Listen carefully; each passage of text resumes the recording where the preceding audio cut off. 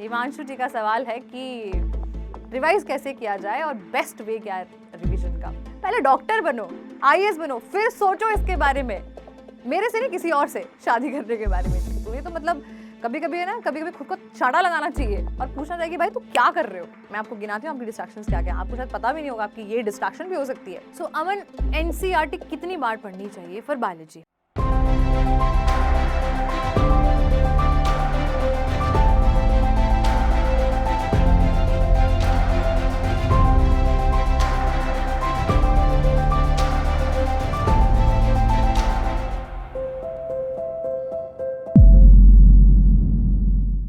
सो hello बच्चों, my name is Meenakshi Sharma and I am NEET biology expert. आज मैं आपके सवालों के कुछ सवालों के यहाँ पे जवाब दूंगी जो आपको बहुत परेशान कर रहे हैं आपकी नीट की जर्नी में। तो चलिए आइए देखते हैं क्या है ये सवाल और किस तरह से आपको जवाब मिलते हैं। सो वेदिका, आपका जो ये सवाल है कि 5 महीने जो काफी है नीट की प्रिपरेशन के लिए, नहीं, तो इसके देखो दो आंसर हैं। पहला आंसर ये है कि अगर आप जीरो से एकदम स्टार्ट कर रहे हो देन तो आई वुड से कि it is not possible. But I am assuming कि आप ऑलरेडी प्रिपरेशन कर रहे हो तो जीरो तो आपका लेवल है नहीं।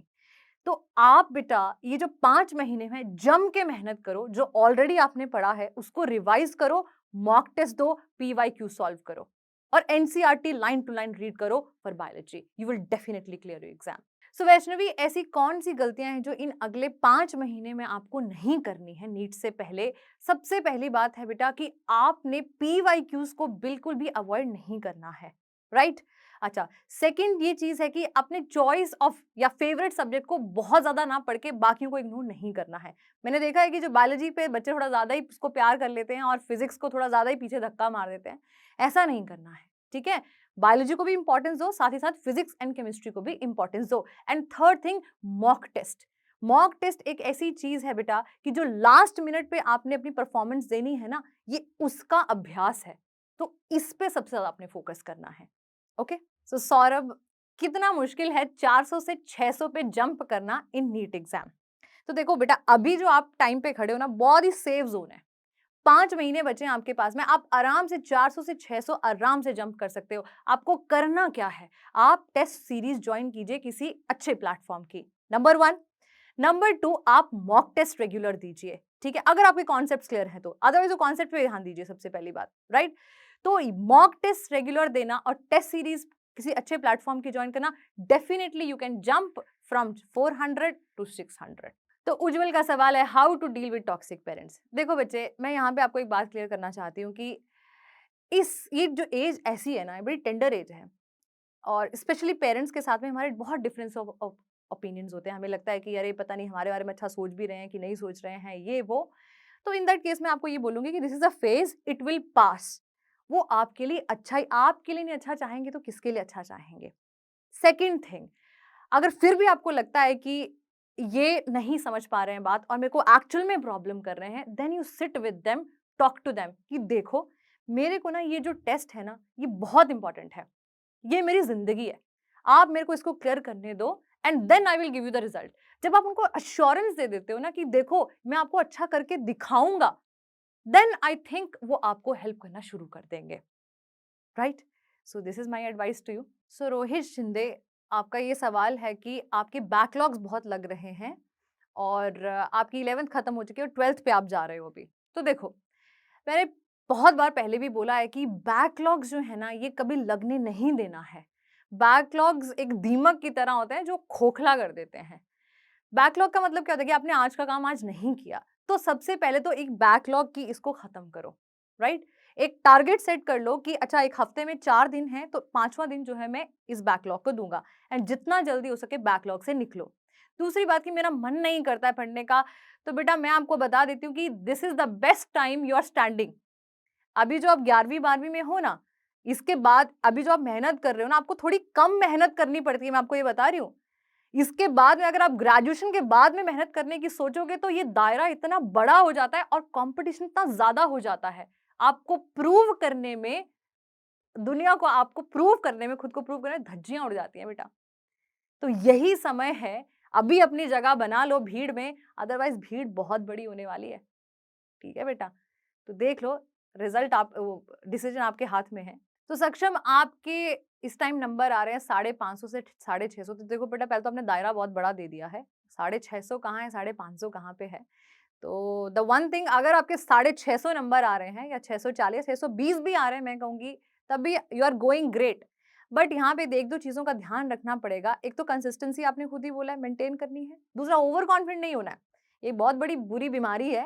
ये किसी बच्चे को लग जाए ना तो उसका पेपर कभी क्लियर होने ही नहीं देती है। राइट? तो अपने आप को थोड़ा ग्राउंडेड रखो और जो कर रहे हो उसको करते चले जाओ। इनफैक्ट इसको एनहांस करने के लिए अपने मॉक टेस्ट का नंबर बढ़ा दो।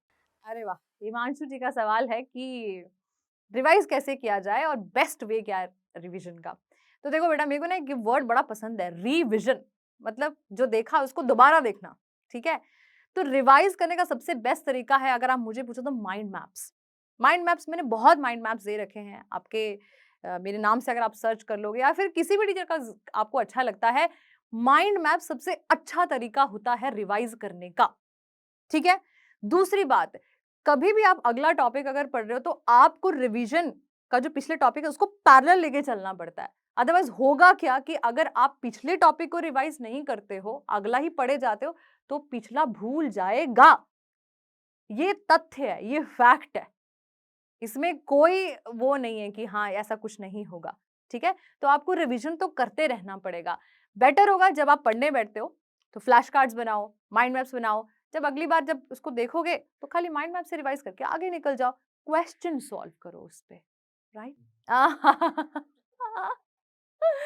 तो फिर मतलब कशिश अरोड़ा जी, हाँ, मतलब आपको सवाल पूछने का मौका भी मिला तो देखो आप क्या सवाल पूछ रहे हो, वाह! मतलब पहले तो मैं सवाल के भी मैं थोड़ा हँस लेती हूँ साइड में। तो देखो बेटा, ऐसा है कि आपकी एज क्या है अभी बताओ मुझे, है ना? और आप मैं शादी क्यों कर लूँ? आप पहले आप मेरे को ये बताओ। आप अर्न कर रहे हो क्या? आपका घर है खुद का? मैं क्या, कोई भी आपसे शादी नहीं करेगा अभी। तो इसलिए सब छोड़ के पहले अपनी पढ़ाई पे फ़ोकस करो। पहले डॉक्टर बनो, आईएएस बनो, फिर सोचो इसके बारे में। मेरे से नहीं, किसी और से शादी करने के बारे में, ठीक है? तो give your 100%, this is the best time you have got.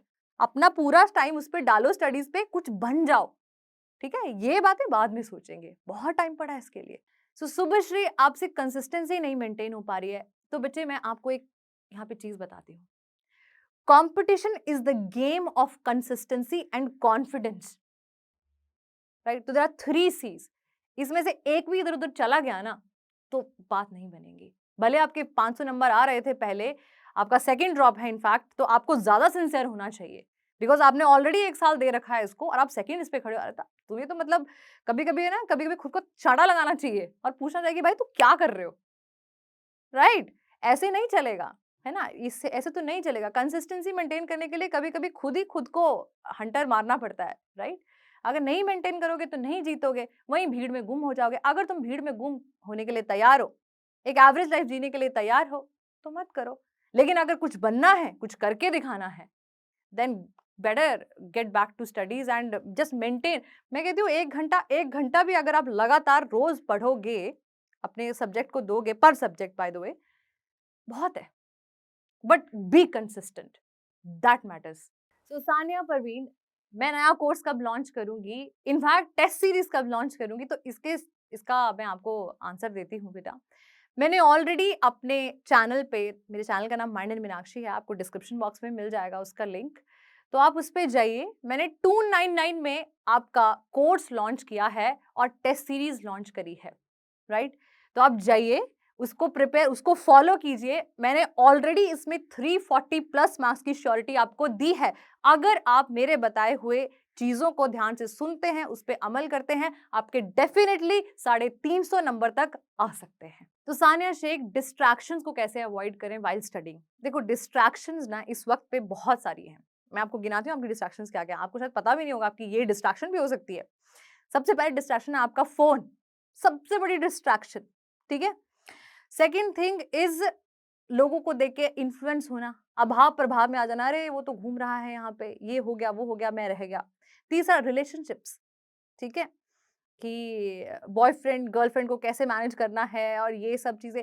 तो all these are distractions only, ठीक है? अभी ऐसा है, डिस्ट्रैक्शंस को या तो रखो साइड में और आगे बढ़ो, अगर लाइफ में कुछ करना चाहते हो तो। जैसा मैंने पहले ही बताया कि आगे आने वाले टाइम में भीड़ बहुत ज़्यादा हो जाएगी। अगर आप ये सोचोगे ना कि मैं बाद में 1, 2, 3 साल ग्रेजुएशन के बाद मैं कुछ कर लूँगा, होने नहीं वाला है। होगा भी तो बहुत मेहनत करनी पड़ेगी, ठीक है? 2 ही तरीके हैं, या तो अभी मेहनत करके अपने आप को खुद एस्टैब्लिश करके फिर बाद में ये सब चीज़ें करते रहो, राइट? अदरवाइज़ क्या करो, इन चीज़ों में ध्यान लगा दो, मज़े से फ़ोन चलाओ, मेक बॉयफ्रेंड्स, गर्लफ्रेंड्स ठीक है? अच्छे से घूमो-फिरो, ठीक है? और बस रहो इसी भीड़ में गुम हो जाओगे कहीं। सो चॉइस इज़ योर्स। तो सरोज आपका क्वेश्चन मुझे बड़ा इंटरेस्टिंग लगा कि मतलब नीट की प्रिपरेशन आप करना चाहते हो नहीं पाती है। मैं मतलब अच्छा क्वेश्चन है बहुत ज़्यादा। तो सरोज ऐसा है देखो, टाइम टेबल ना अगर आप ना मेरा टाइम टेबल फ़ॉलो करने की कोशिश करोगे ना, तो आप नहीं कर पाओगे। तो टाइम टेबल किसको बोलते हैं? जो आपके टाइम के हिसाब से टेबल उसको बनाया जाए। आप ऐसा नहीं कि आप कोई एक्स, वाई, ज़ी बंदे का आप टाइम टेबल फ़ॉलो करोगे और आप अचानक से नीट में आपका अच्छे स्कोर आने लग पड़ेंगे और ऐसा होने लग पड़े, ऐसा कभी नहीं होता है।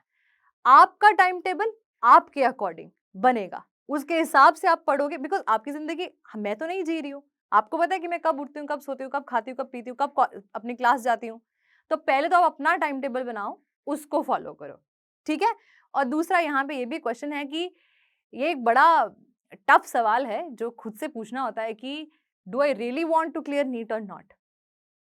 You actually sit with yourself, you ask this question to yourself और अंदर से एक्चुअल में हाँ आता है कि ये मेरी ज़िंदगी इसके बिना कुछ हो ही नहीं सकती है, then you go for it. Otherwise go talk to your parents, sit with them and tell them that I want to do this, okay? So Aman, NCERT कितनी बार पढ़नी चाहिए for biology?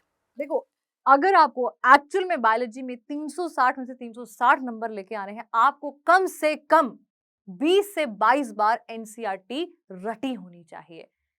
There's a famous saying, I've already told you, what? Do not read multiple books one time. Rather, read one book multiple times. एक ही book को कितनी बार पढ़ दो कि इतना महारत हासिल हो जाए कि कहीं से भी क्वेश्चन ला दो यार। सो ऐसा। सो सितेश, आपका ये क्वेश्चन है कि आप हिंदी मीडियम से और आपको बहुत प्रॉब्लम आ रही है अपनी प्रिपरेशन करने में। तो देखिए बच्चा, ऐसा है, मैं मानती हूँ कि थोड़ा प्रॉब्लमैटिक होता है हिंदी मीडियम वालों को इसको पढ़ना, इसको समझना, बट एक अच्छी बात ये है कि आपका जो नीट का एग्ज़ाम है, अब हिंदी में भी आता है। तो मेक श्योर कि जब आप फॉर्म भर रहे होगे, तो वहाँ पे हिंदी का जो है वो चूज़ करिए, ठीक है? अदरवाइज़ क्या होता है कि इंग्लिश तो सब में आता है। एक जो सेकंड लैंग्वेज होती है, वो ऑप्शनल होती है। जैसे कइयों की बंगला हो गई, मराठी हो गई, तो वहाँ आप हिंदी चूज़ करें। That is first thing you have to do. And second बच्चे की मैं ये मानती हूँ कि आपको वही एजुकेटर हेल्प कर सकता है जो खुद हिंदी मीडियम से पढ़ा है या हिंदी मीडियम के बच्चों को पढ़ाता है। Find that educator. मुझे पता है ये मुश्किल है, लेकिन आपको हेल्प वहीं से मिल सकती है।